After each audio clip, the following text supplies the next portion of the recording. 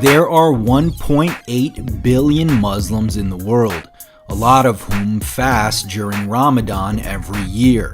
During this month, many of them fear gaining a ton of fat and wasting away their precious muscle. But I'm here to tell you that you don't have to lose all of your gains during Ramadan. Even if you're not Muslim, there's something here for you too. You'll learn about proper nutrient timing, benefits of fasting, and how to transform your body no matter your eating schedule. For those of you who don't know, Ramadan is a holy month for Muslims in which they fast from sunrise to sunset every day. The exact times depend on where you are in the world, but on the East Coast of the US, that might mean no eating or drinking from around 4 a.m. to 8 p.m. every day for 30 days. This may seem like a nightmare to many, but I'll explain how this could in fact be a blessing in disguise. First, let's discuss your nutrition. How you eat during Ramadan will be similar to the traditional intermittent fasting approach, the difference being that you can't drink anything when fasting. According to research, just a 3 to 4% dehydration significantly impacts your performance in the gym.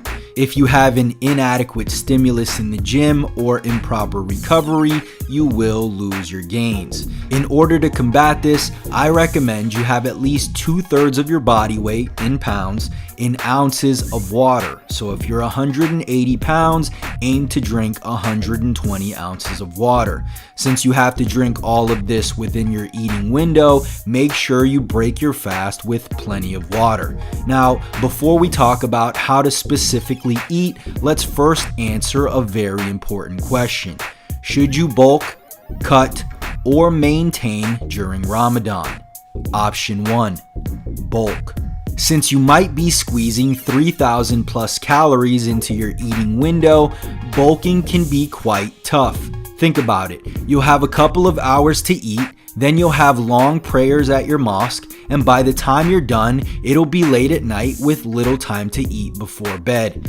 This could result in feeling dehydrated and less energized. In order to turn the calorie surplus into actual muscle, doing workouts that actually stimulate muscle growth is a must. But if you're too exhausted to do so, your ability to build muscle will be affected. That's why personally, I don't recommend most guys bulk during Ramadan. Option 2, cut. A better option would be to cut. Like I mentioned, fasting during Ramadan is just a form of intermittent fasting. According to research, intermittent fasting is a great way to lose fat. And no, it won't cause you to lose muscle unless you stop training and fail to consume enough protein. Fasting is such a powerful fat loss tool that some people actually lose fat accidentally during Ramadan. Unfortunately, studies show most people regain the weight they lose once this holy month ends. The reason is that people stop doing the things that led to the weight loss, such as intermittent fasting and eating in a caloric deficit. For most people, Ramadan is the perfect time to focus on fat loss, but there is one last option. Option number 3, maintain. Your third option is just to maintain. This can be achieved by consuming maintenance calories, in other words, eating just enough to maintain your current body weight. This would be a good option for people who either don't want to lose any fat or are new to lifting and want to build muscle. If you're a beginner, you may experience body recomposition, building muscle while losing fat. But the best option for most guys is to just focus on eating in a caloric deficit to lose fat. So how do you actually eat during Ramadan? Before I take you through a step-by-step meal plan, let's discuss what to focus on. Fat loss is going to come down to 3 major things: eating in a caloric deficit, eating adequate daily protein, and consistent resistance training. Those are the 3 keys. Fail to accomplish one and the others won't matter. Achieve them all on the other hand and you'll have no problem shedding off pounds of fat while maintaining your hard-earned muscle. Now, let's discuss exactly how to eat during Ramadan. First, you'll break your fast with iftar. Prior to this first meal, your muscles have had no stimulation of muscle protein synthesis. Muscle protein breakdown, however, has been occurring and needs to be stopped. On top of that, you'll need fuel for your upcoming workout. In other words, you need to break your fast in a way that allows you to replenish nutrients as fast as possible. This is why I recommend fast absorbing carbs, fast absorbing protein, and plenty of water. Also, if you don't already, I suggest including some dates as well. These are great because they're high in carbs, have potassium to help you rehydrate, contain both glucose and fructose to replenish glycogen and fuel performance, and provide other health benefits like being anti-inflammatory and containing antioxidants. Dates are actually considered a low glycemic food because they don't spike your blood sugar thanks to the fiber content. That's why I suggest pairing them with watermelon since it absorbs very quickly but also contains carbs, potassium, and obviously tons of water. For protein, a simple whey protein shake would be ideal. This type of protein doesn't just help you hit your protein target for the day either. Consuming 20 to 40 grams of whey protein will deliver amino acids to your muscles extremely fast. Whey protein is also high in the amino acid leucine, which is crucial for building muscle and stimulating muscle protein synthesis. Since you'll pray immediately after breaking your fast, you can keep this meal small. Your iftar can look something like this: at least 16 ounces of water, a whey protein shake, a handful of dates, and a bowl of watermelon. Let's assume you eat iftar, do your Maghrib prayer, and then eat a full meal. Meal 2 would just be a normal meal containing carbs, protein, and vegetables. For example, 8 ounces of chicken breast, 2 cups of rice, and 2 cups of broccoli. Remember, this is just an example. Your target calories for the day should be considered when making up your second meal. After meal 2, it's time to hit the gym. We'll discuss working out during Ramadan in detail in just a little bit. For now, know that working out is best done at some point during your eating window. If your target intake for the day is relatively high, feel free to have another meal similar to meal 2 anytime before suhoor, your last meal of the day.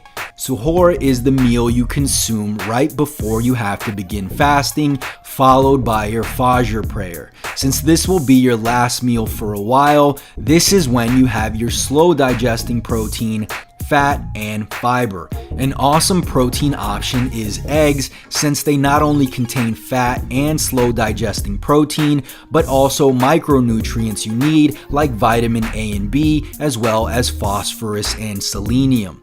Egg protein absorbs at around 3 grams per hour. So if you get 20 or so grams of protein from 3 eggs, it could provide you with amino acids for 7 hours and reduce muscle protein breakdown the entire time. A great suhoor would look something like this: 3 eggs, 150 grams of liquid egg whites, 1 to 2 cups of mixed greens, 1 ounce of almonds, and 1 cup of oatmeal if you need more carbs. Again, these portion sizes are only meant as examples. Depending on your caloric needs, you may need a little more or slightly less. Now that we've covered nutrition, let's discuss your workouts. As mentioned, the best time to work out is at any point during the eating window. I recommend training either right after Maghrib or following meal 2. The truth is, training during Ramadan can be challenging, but if you're serious about your fitness goals, you'll just have to push through. Get a 24-hour gym membership and work out during the eating window, even if it's late at night. If you truly cannot work out late and must work out during the fasting window, you'll have to be careful. Without food and water, you need to work out when you can have nutrients near the time of the workout. In that case, you could work out immediately before iftar. Although you won't be able to have water during the workout, if you time it right, you can work out and then immediately drink water and break your fast. As long as you're drinking plenty of water during your previous eating window, this shouldn't be too much of an issue. For your actual workouts, you'll likely feel slightly fatigued. If that's the case and you're training during your eating window, try taking a pre-workout supplement for a small boost. If you find that pre-workouts make it hard to sleep, try a stimulant-free pre-workout instead. For best results, I suggest training 3 to 5 times per week using the following guidelines. Number 1. Focus on compound movements as they will help you preserve your strength and muscle mass as well as target multiple muscles at once. 2. Stay 2 to 3 reps short of failure on heavy compound lifts and 1 rep short of failure on lighter isolation exercises. This will prevent adding even more fatigue and limiting your recovery capabilities. Number 3, stick to moderate rep ranges like 6 to 12. Going very heavy is likely to fatigue you and will limit the volume you can perform. And due to the limited number of calories, lifting too heavy could impede recovery. Lastly, perform supersets if you're short on time. This means pair 2 movements, preferably opposite muscle groups, back to back before resting. For example, overhead press for 10 reps, immediately followed by 10 reps of pull-ups. Another option if you're short on time or don't have access to a gym is home workouts. Although they don't completely replace workouts in the gym, you can make some great progress with simple body weight exercises. You can even grab a heavy household item or fill a backpack with heavy books for extra resistance. So, there you have it, the ultimate guide to building muscle and getting lean during Ramadan. Did you find this video helpful? If so, click the like button below as it'll truly help out the channel. Are you looking for a complete, done-for-you training and nutrition guide guaranteed to add slabs of muscle to your frame in the next 90 days? Claim your free copy of my book, Bulk Up Fast. The book has already been paid for. All you have to do is cover the small shipping fee. Just click the link in the description, tell me where to ship it, and I'll send it to you anywhere in the world.